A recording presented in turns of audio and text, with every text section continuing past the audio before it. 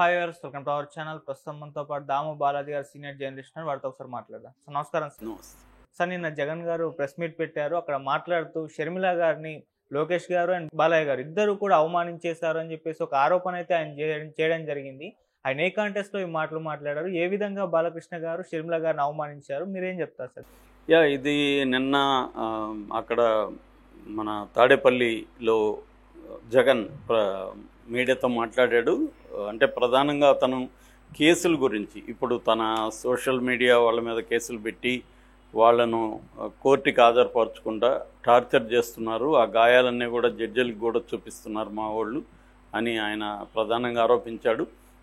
So ఇది అన్యాయంగా చేస్తున్నారు అని చెప్పాడు. అట్లాగే చంద్రబాబు మీద చాలా పరుషంగా మాట్లాడాడు. చంద్రబాబు అతి క్రూరమైన రాజకీయాలని, మీడియా మ్యానిపులేషన్ అని చంద్రబాబు చేసినట్టు ఎవరు చేయరని, దుష్ప్రచారాన్ని చంద్రబాబు లక్ష్మీపార్వతి దగ్గర నుంచి నా వరకు కూడా ఆయనకి వ్యతిరేకులైన వాళ్ళ మీద ఎలా దుష్ప్రచారం చేస్తాడు, ఎన్టీఆర్ని కూడా వదలకుండా ఎలా మీడియా ద్వారా తాము అనుకుంటే వాళ్ళని ఆకాశానికి ఎత్తాడు, తాను అనుకుంటే మళ్ళీ వాళ్ళని భూమిలోకి తొక్కేస్తాడు, అటువంటి క్రూరమైన రాజకీయాలు చంద్రబాబు చేస్తుంటాడు అని చెప్పి ఆయన ఎగ్జాంపుల్స్ ఇచ్చాడు. ఈ మధ్యకాలంలో ఎలక్షన్ ముందు ల్యాండ్ టైటిలింగ్ కావచ్చు, పవర్ బిల్లులు ఎక్కువ పెంచారని కావచ్చు, రోడ్స్ బాగాలేవని కావచ్చు, అప్పులు ఎక్కువైపోయినాయని కావచ్చు, డెవలప్మెంట్ లేదు, పరిశ్రమలు పారిపోతున్నాయని కావచ్చు, తిరుపతి లడ్డు విషయం కావచ్చు, ఇవన్నీ కూడా చంద్రబాబు అబద్ధాలతోనే మీడియాతో బతుకుతున్నాడు. ఇప్పుడేమో మా మీద ఆరోపిస్తున్నాడు మేము చెప్తామని. సో నన్ను అధికార ప్రతినిధి చేత బోసిడీకే అని తిట్టించలేదా, సైకో అని తిట్టించలేదా, సో మా మీదంతా చేయలేదా అనేది ఆయన మాట్లాడాడు ప్రధానంగా. అట్లాగే ఇప్పుడు ఆర్జీవీ పేరు కూడా తీశాడు, రామ్ గోపాల్ వర్మ సినిమా తీశాడు, వాళ్ళు తీయలేదా, వివేకం తీయలేదు, వివేకంకి అయితే సెన్సార్ కూడా లేదు, డైరెక్ట్గా వచ్చేసింది. ఇది వివేకం అన్న సెన్సార్ వచ్చింది, వివేకం తీయలేదా. తర్వాత రాజధాని ఫైల్స్ ఇలాంటివి వాళ్ళు కూడా తీశారు కదా. సో మరి సెన్సార్ వచ్చిన సినిమా మీద కూడా కేసులు ఆయన మీద కూడా పెట్టారు. సో ఒకప్పుడు మా కుటుంబం మీద తెలుగుదేశానికి సంబంధించిన వాళ్ళు చేయలేదా. సో బాలకృష్ణ ఇంటి నుంచి తర్వాత లోకేష్ సంబంధించిన ఎన్బీకే టవర్స్ నుంచి బయటికి వచ్చింది అప్పట్లో, దాని మీద కేసులు కూడా పెట్టారు, షర్మిల మీద అని చెప్పాడు. ఇక్కడ మనకు అర్థమైంది ఏమంటే షర్మిలకి ప్రభాస్ కపైర్ ఉందని అప్పట్లో పెద్ద ఎత్తున తెలుగుదేశం వాళ్ళు ప్రచారం చేశారు. సో దాన్ని ఈయన చెప్తున్నట్టుగా ఉంది. అప్పుడు బాలకృష్ణ ఇంట్లో నుంచే వచ్చింది, ఐపీ అడ్రస్ అక్కడే ఉందని కూడా అప్పట్లో వార్తలు వచ్చాయి. సో దాన్ని ఈయన చెప్తున్నట్టుగా ఉంది.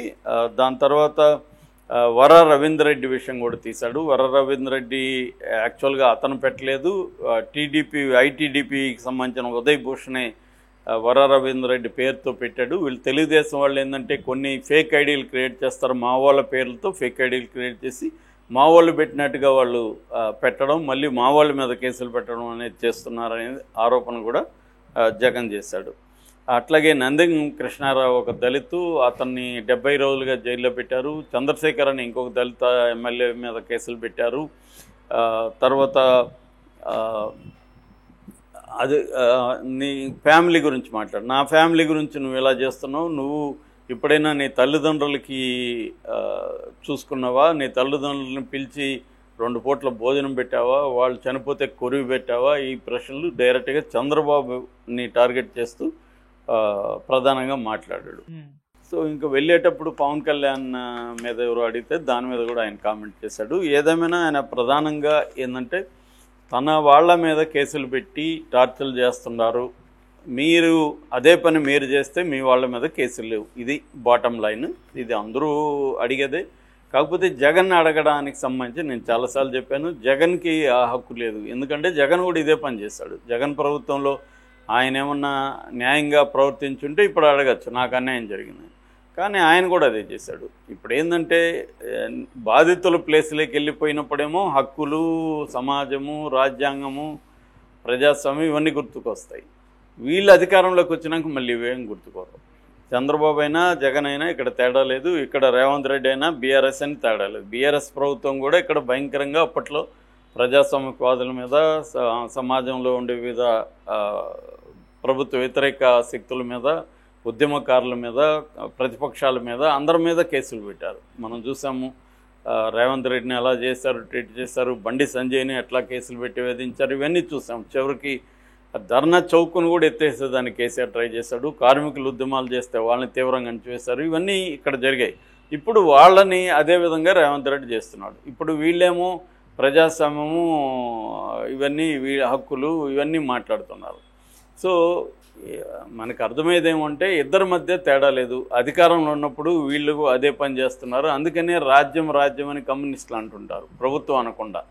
రాజ్యం అంటే అర్థం ఏంటంటే ప్రభుత్వంలో ఎవరున్నా ఇదే పని చేస్తారు కాబట్టి రాజ్య స్వభావం అది. రేవంత్ రెడ్డి గెలవక ముందు కూడా కోదండరామరెడ్డి, మన హరగోపాలు, ఆయన ఎవరు రామచంద్రమూర్తి, ముగ్గురితో రేవంత్ రెడ్డితో ఇంటర్వ్యూ చేస్తే హరగోపాల్ క్లియర్గా చెప్పాడు, ఇప్పుడు మీరు అన్నీ మాట్లాడతారండి, రేపు అధికారంలోకి వచ్చినాక మీరు కూడా వాళ్ళలాగే బిహేవ్ చేస్తారని అప్పుడే చెప్పాడు ఆయన. ఎందుకంటే వాళ్ళు అనేక మంది ఇవన్నీ చూశారు కాబట్టి కొన్ని దశాబ్దాలుగా పౌర హక్కుల సంఘాలకు కానీ కమ్యూనిస్ట్ పార్టీలకు కానీ ఇవన్నీ తెలుసు. వీళ్ళు ఎవరు వచ్చినా ఇట్లాగే ఉంటారు. అధికారంలో ఉన్నప్పుడేమో ప్రతిపక్షాలని కావచ్చు, తమ వ్యతిరేక గొంతుల్ని కావచ్చు దారుణంగా నొక్కేసేది ట్రై చేస్తారు. మళ్ళీ అవతల వెళ్ళినప్పుడేమో వాళ్ళు కూడా బాధితులుగా మారిపోతారు. ఇప్పుడు జగన్ కూడా అదే పొజిషన్లో ఉన్నాడు. జగన్ ఇక్కడ మనకి రెండు రకాల విషయాల్ని జగన్ గురించి మాట్లాడుకోవచ్చు. ఒకటి, గతంలో నేను కూడా ఇలా చేశానని ఇప్పుడు జగన్ చెప్పడు. ఇప్పుడు చంద్రబాబు చేసే దాన్ని మాత్రమే జగన్ చెప్తాడు. రెండవది, చంద్రబాబు దుష్ప్రచారం అంటున్నాడు. జగన్ది సాక్షి కానీ సోషల్ మీడియాలో చంద్రబాబు మీద దుష్ప్రచారం చేయలేదా? ఇద్దరూ ఒకటే. ఎవరి స్తోమత, ఎవరి శక్తి, ఎవరికి ఎంతంత సపోర్ట్ సిస్టమ్స్ ఉన్నాయి, వ్యవస్థల మీద పట్టు ఎవరికి ఉందనే దాన్ని బట్టి వాళ్ళ ఆధిపత్యం కానీ తక్కువ కానీ ఉంటుంది తప్ప బేసిక్ ఎసెన్స్లో తేడా లేదు. చంద్రబాబుకి ముందు నుంచి కూడా సపోర్ట్ సిస్టమ్స్ స్ట్రాంగ్గా ఉన్నాయి. అతనికి కులం స్ట్రాంగ్గా ఉంటుంది, వ్యాపార వర్గాలు అతని వైపు గట్టిగా ఉంటాయి. తర్వాత మీడియా అంతా కూడా ఆ కులం చేతిలో ఉంటుంది. సినిమా ఇండస్ట్రీ కూడా ప్రధానంగా కమ్మ సామాజిక వర్గం చేతిలో ఉంటుంది.